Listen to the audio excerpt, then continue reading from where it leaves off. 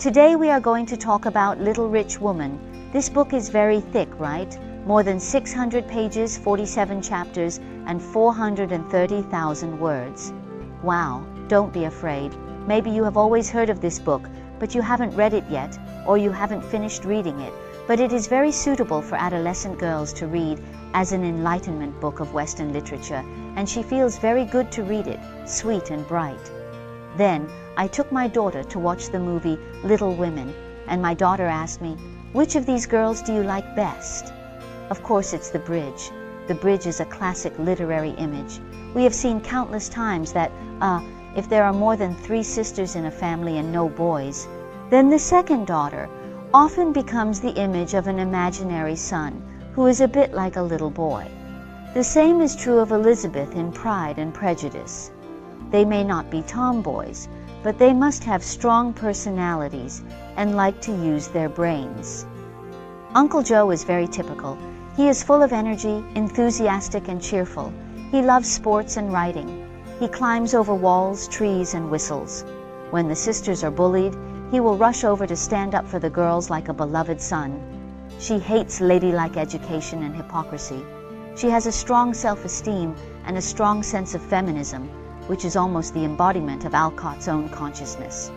From the beginning of the story, Chow showed no interest in marriage. When his sister got married, he just sighed. He said, "Oh my God, we grew up so fast." Anne got married and became a mother and was happy in Paris. Beth was in love, and I was the only one who kept enough sense to stay out of all this trouble. Chow thinks dating and getting married are troublesome, and women have to bear children, which is too much of a burden. He thinks that only if he focuses on his career and writing, this is the most important thing and what he should do most. Let's go back to the time when Chow Suo lived. The literary environment at that time was, or is still, the same now. Well, everyone around me thinks that if a woman doesn't get married, she is incomplete, right? Does this voice still exist? Well, Yang Liping was criticized for not having children by many people. After the publication of Little Women, Alcott was inundated with letters from curious readers who wanted to know about Joe's love life. Many insisted that Joe must end up with the boy next door, Larry, which greatly frustrated Alcott. Despite feeling like he couldn't go against the strong demands of his readers, he wrote in his diary that he was disappointed that so many girls believed that marriage was the only goal in a woman's life. He refused to give in to the pressure to please his audience and stayed true to his word, ensuring that Joe did not marry Larry. However, even though he didn't want to, he ultimately gave in to the pressure of the publisher and allowed Joe to marry the unromantic Professor Bear, just like what often happens in real life.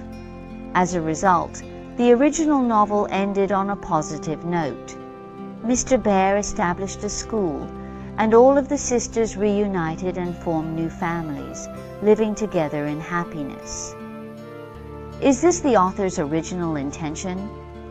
In different film and television adaptations, the ending of Nakahashi is very different. This is the different views of people, and it also reflects the changes in people's concepts in different eras.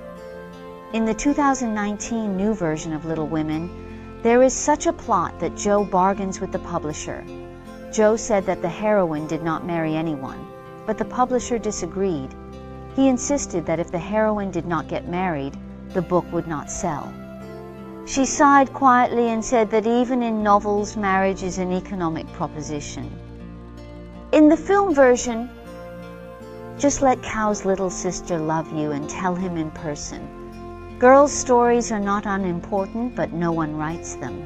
If you can record their stories, it is of great significance and will make their stories important. This passage should say to everyone, yes, we should all have our own stories, and the person who makes this story important should be you. Sure enough, Joe's story was a success in the end. The whole family was fully engaged in reading his story, crying and laughing. Despite his objections, his father sent the manuscript to a popular magazine. The magazine not only paid for the article, but also sent a letter of invitation. Friends and strangers alike expressed their admiration for Joe. The movie ended with the publication of The Little Rich Man. In fact, this process may be the most consistent with the real trend of The Little Rich Man. Those hesitant women will have a feeling after watching Little Women. Maybe I can try it. I like the ending of the 2019 film adaptation very much. The director obviously understands Alcott better. She affirms Joe's achievements through writing and agrees with the author Alcott's own choice. That is, the value of a woman's life does not have to be measured by whether she is married or not. Like sisters in The Little Rich Unrestricted, it doesn't matter whether you get married or not, and it doesn't matter what kind of life you live. What matters is that you know what kind of life you want to live, what kind of person you want to be, and what you work hard for, and you can be different from others. Therefore, only by understanding so much background, understanding the author, and understanding the changes in the Little Rich Man's ideas, we will know that this book is not just sweet and bright. If there were only these, it would not be a classic.